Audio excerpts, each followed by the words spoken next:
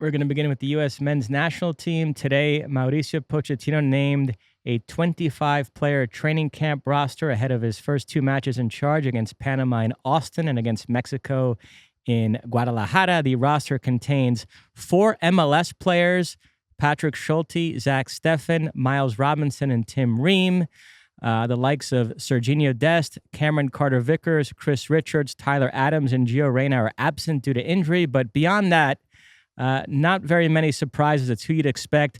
Frankly, I'm even wondering if this was Pochettino and his staff or if Mikey Veras put together this list because Pochettino is still getting settled.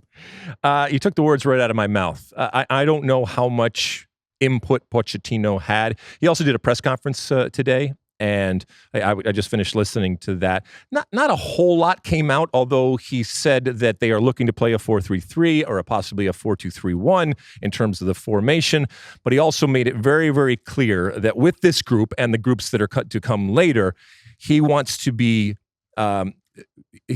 simple in his instructions, and he wants to be very, very clear and not overload them with any types of information. Say, hey, this is how we're going to play. This is how I want you to play, and these are the things that you need to concentrate on. And so it all sounded good in terms of his press conference, but not a whole lot of news necessarily was broken. And until the team actually gets on the field, and he is on the field with them in training, we're not going to know a whole lot about what this version of the men's national team looks like.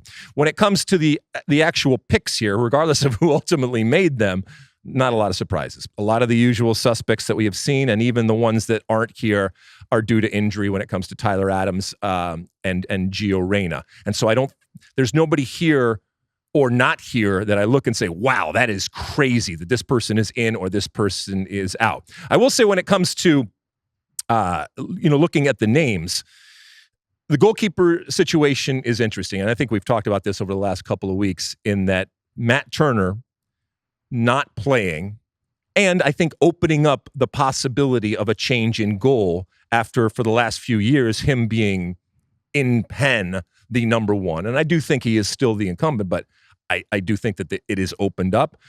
It would be, incredibly, I guess, ironic if Zach Steffen, who comes back in from the wilderness here to this national team after a lot of twists and turns over in Europe and now making his way back to MLS with Colorado, if Zach Steffen were to come in and do to Matt Turner what Matt Turner did to him, because if you remember, before the World Cup, a couple years before the World Cup, it was all about Zach Steffen and how great he was as a goalkeeper and how good he was with his feet. And the U.S. national team under Greg Berhalter was kind of enamored with him until they weren't. And Matt Turner came on the scene and just said, this is mine, and never looked back.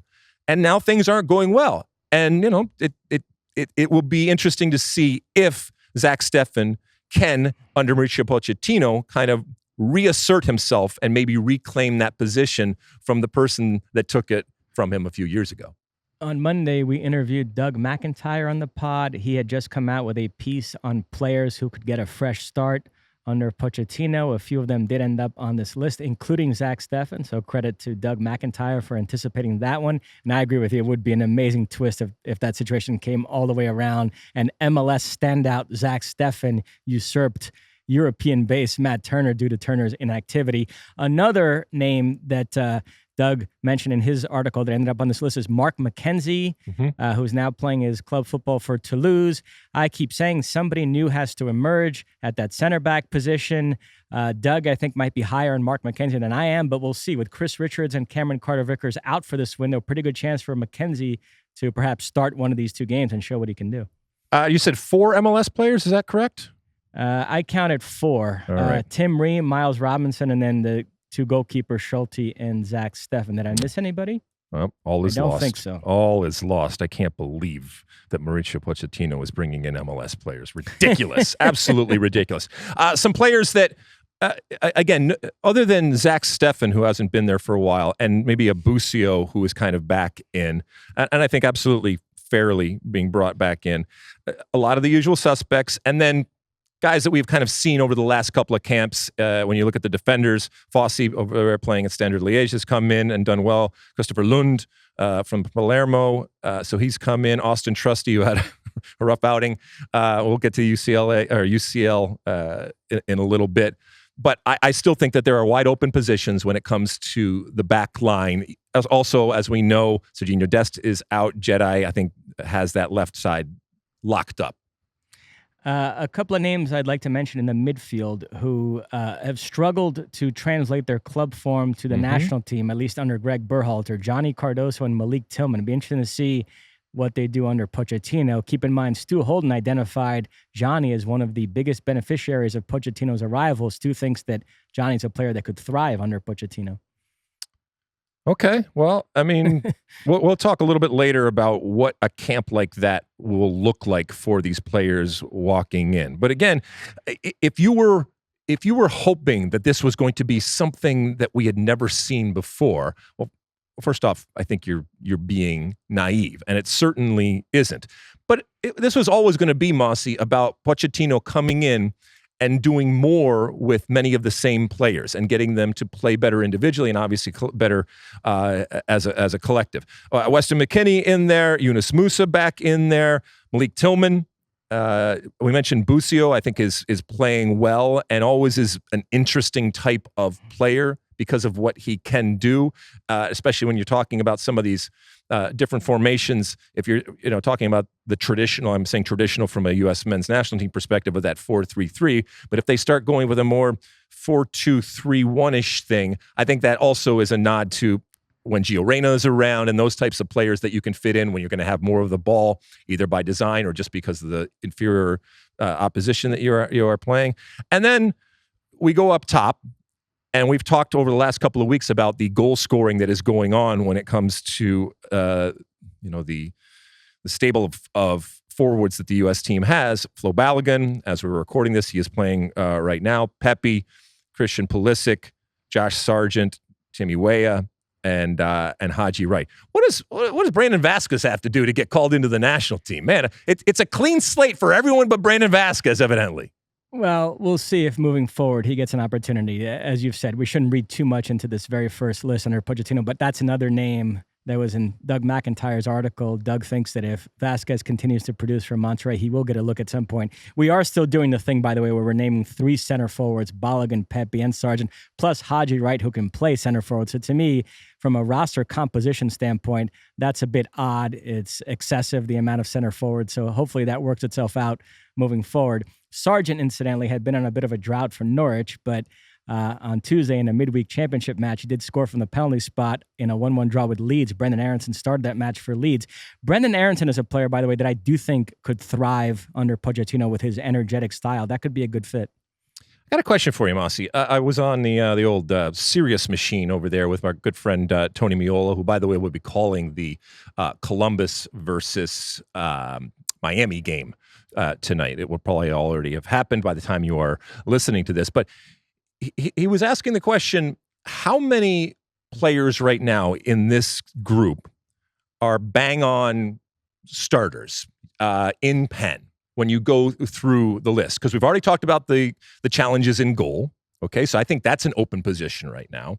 I think I'm going to put Dest in there. I know he's hurt, but I think if he gets back even close to where he is far and away the best right back that we have. I mentioned Jedi on the left-hand side. So those are 2 automatics, not just calls in, but automatics on the field. I don't think that either of the positions, the center back positions, are solidified as good as Tim Ream has been, but I think there's a desire to move on. So those are wide open. I would put Christian Pulisic and Weah as bang-on starters. I know a lot of people don't necessarily like Weah as much as I do, but I think he's been the most consistent and most dangerous wing type of player. And then you get into the middle. Obviously, Tyler's not here. Musa's fallen off. And so I guess it's Weston, maybe? And even him at times, Weston can be Weston. So there's a lot of openings there. And we've talked so much about how we didn't think there were going to be a lot of changes relative to 2026. But maybe I'm starting to change my mind a little bit in that there might be more openings than we thought. And it might look very different come 2026 than we thought. I continue to think Gio Reyna is the single most fascinating player right now because we obviously have his club situation to consider. And also just from a tactical standpoint, is he a Pochettino type of player? Is he the kind of luxury player that Pochettino wouldn't want in the midfield? If he wants more energy, Pochettino would go more to that Adams, McKennie, Musa trio. And then to your point, if it's Pulisic, Way, and a center forward, that bumps Gio out of the lineup. So it's just something to bear watching once Gio is back playing, whenever that is. Another interesting point from the press conference that Pochettino did is that he was asked, actually by our own Doug McIntyre, about contact that he has had with players. And we come to find out that he has not talked to any player except for one, and that was by accident with Jedi Robinson, and they were out, and he was able to, at least introduce himself. But I think he made it very, very clear to Jedi that I'm not talking to the players. Now, it wasn't like in a mean, I'm the man, I don't want to do that. But I do think that there is some strategy in having them come in and meet him for the first time in this controlled environment to kind of plant his flag, if you will. And the message that it sends to everybody is I'm not here to be your friend. And I think that that's kind of music to a lot of people's ears when it comes to this change and what we are expecting from Mauricio Pochettino relative to what Greg Berhalter is. Do you read anything into that he hasn't talked to any of the players? It was a little surprising. Yeah. I thought he might have reached out to a couple of them, Pulisic maybe, but yeah. If you risk making favorites if you do that, though? That's true. I don't have any issue with how he's handling it. It just surprised me a little bit. Now, when Doug asked him that question, would have been cool if Pochettino had responded, "Hey, Doug, love you on the State of the Union pod." That would have been a nice shout out. He did say that he is now listening to pundits, evidently, out there. Is there a chance he's going to be listening to this pod? Well, then we're really screwed. Okay. All right.